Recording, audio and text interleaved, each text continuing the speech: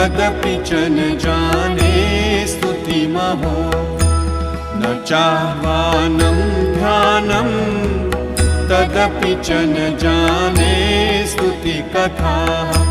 न जाने मुद्रास्ते तदपि च न जाने विलपनम्।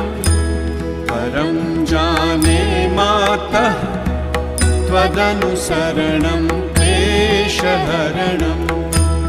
विधेरज्ञानेन द्रविणविरहेणालसतया विधेया शक्यत्वात् तव चरणयोर्याच्युतिरभूत्।